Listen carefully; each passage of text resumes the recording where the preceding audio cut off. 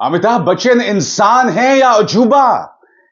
Amitabh Bachchan 82 years old हैं, 82 साल। मगर कल्कि में जो उनका परफॉर्मेंस है, जिस तरह के उन्होंने एक्शन सीन्स किए ना दोस्तों, इसमें दो राय नहीं है कि आजाद भारत के इतिहास की जितनी भी फिल्में रही हैं, तमाम भाषाओं में Amitabh Bachchan is the biggest action hero. और आप जानते हैं कल्कि मेरे लिए क्यों खास है? क्योंकि भारतीय फिल्म इंडस्ट्री का पहला एक्शन हीरो यानी अमिताभ बच्चन ले रहा है टक्कर मौजूदा एक्शन हीरो यानी प्रभास से, और वो बनाती है कल्कि को एक बहुत ही दिलचस्प फिल्म। हेलो, वेलकम, खुशामदीद, नमस्कार। आप देख रहे हैं फिल्मी बातें विद अभिसार।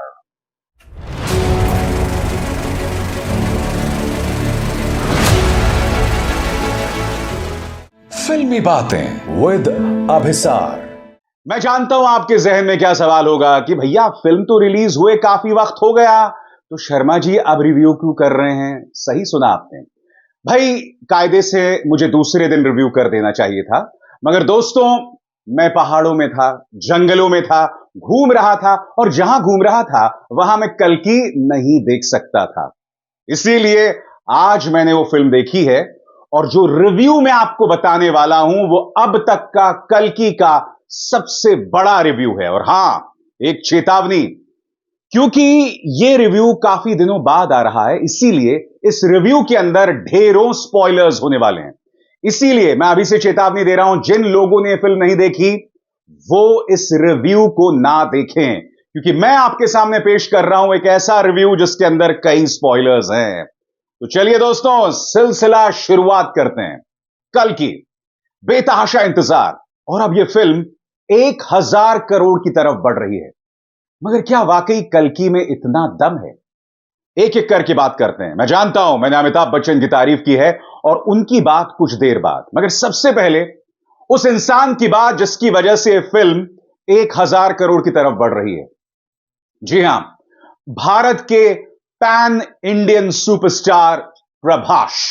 अब मैं आपको एक बात कहने वाला हूं जिसके बाद कई लोगों के होश फाख्ता हो जाने वाले हैं। क्या आप जानते हैं 3 घंटे की इस फिल्म में प्रभास का सिर्फ एक सीन है?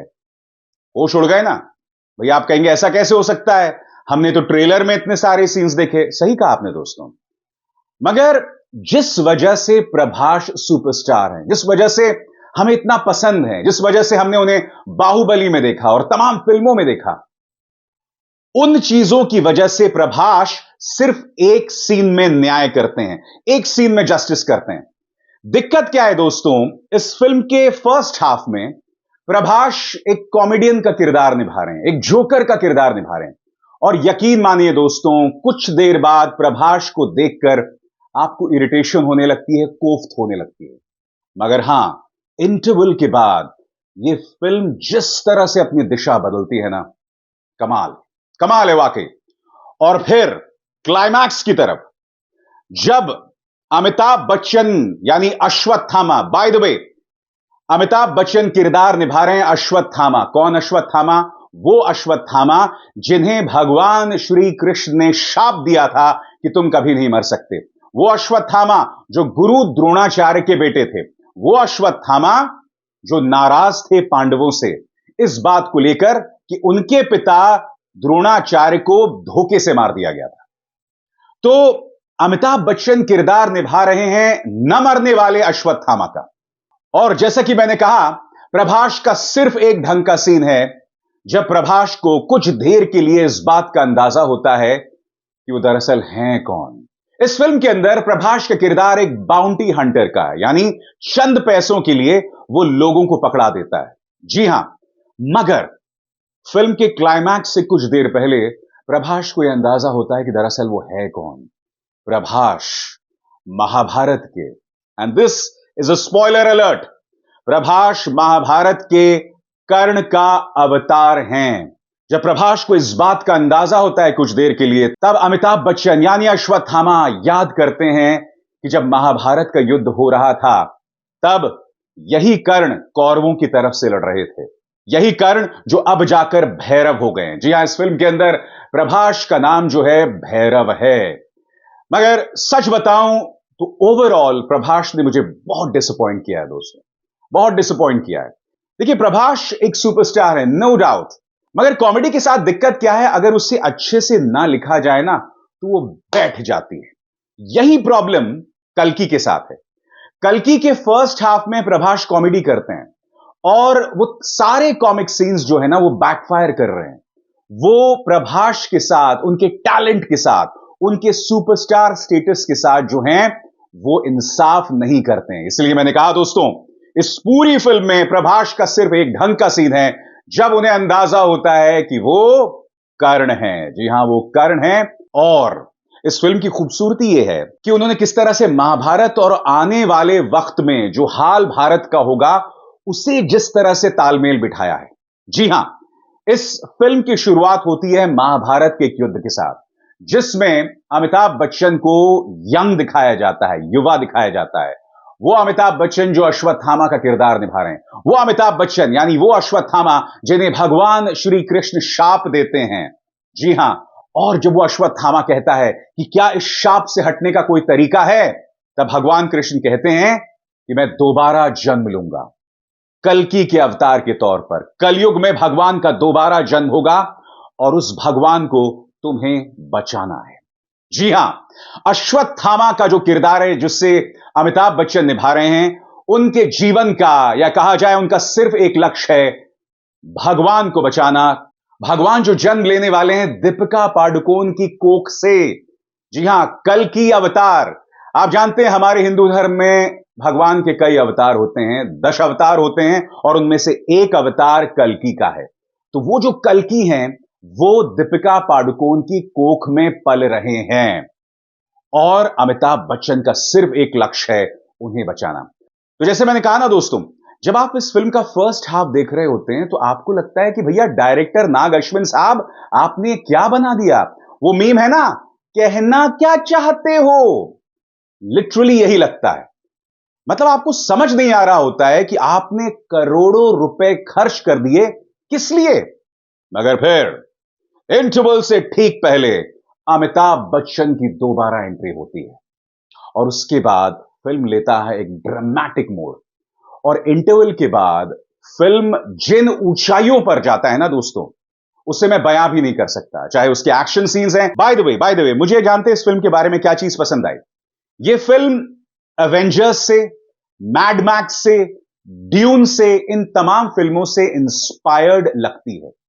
आप तमाम एक्शन सीक्वेंसेस को देखेंगे, इनफैक्ट कई सीक्वेंसेस देखकर आपको मैट्रिक्स की याद आएगी। जी हां, आपको याद है कियानू रीव्स की मैट्रिक्स, उसकी भी याद आएगी।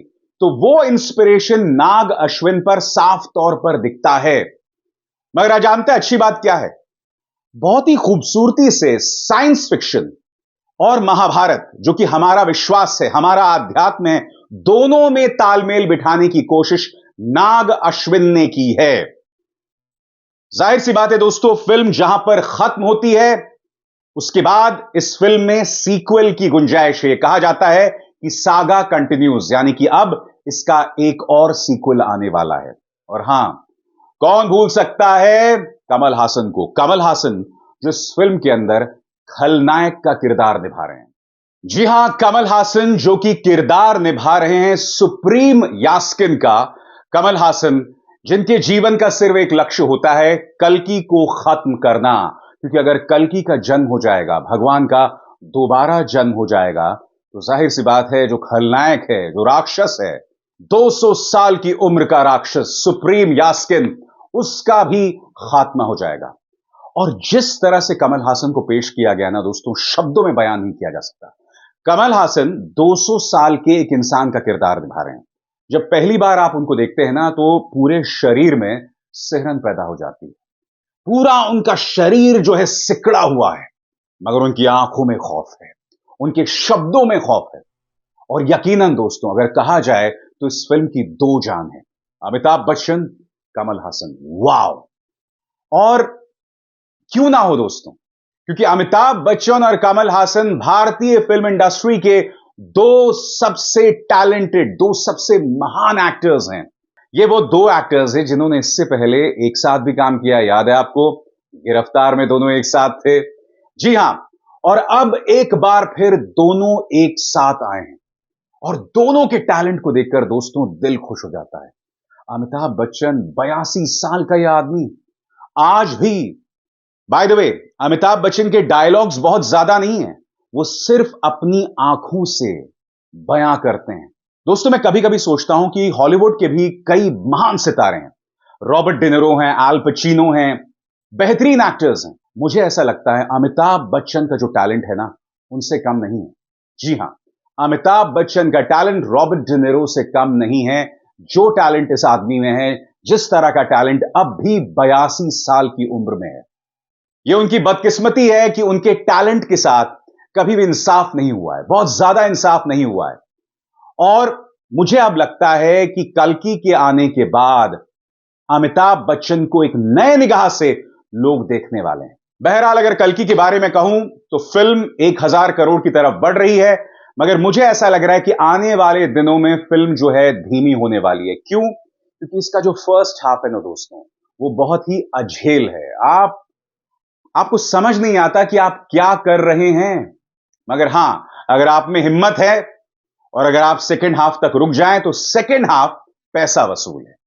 सेकेंड हाफ पैसा वसूल है, मगर फर्स्ट हाफ के साथ बहुत नाइंसाफी की है नाग अश्विन ने।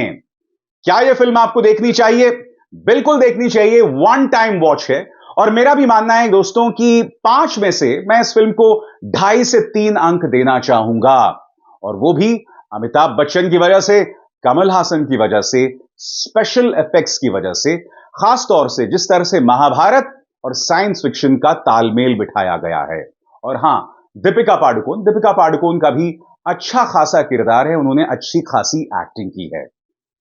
तो ये तो था मेरा रिव्यू। अब आप समझ गए होंगे कि इतने दिनों तक मैं अपने चैनल पर क्यों नहीं आया। मैं छुट्टी पर था दोस्तों, और मैं जहां पर था ना वहां पर मैं ओटीटी या वेब सीरीज देख पा रहा था और ना ही कोई फिल्म। मगर मेरा वादा है, अब शुरुआत है, अब रोज आप मेरे चैनल पर फिल्मों के रिव्यू देखने वाले हैं। और जिन लोगों को ये स्पॉइलर युक्त रिव्यू पसंद नहीं आया, क्या कर सकते हैं दोस्तों, मैंने आपको पहले ही चेतावनी दी थी। अभिसार शर्मा को दीजिए इजाजत। नमस्कार।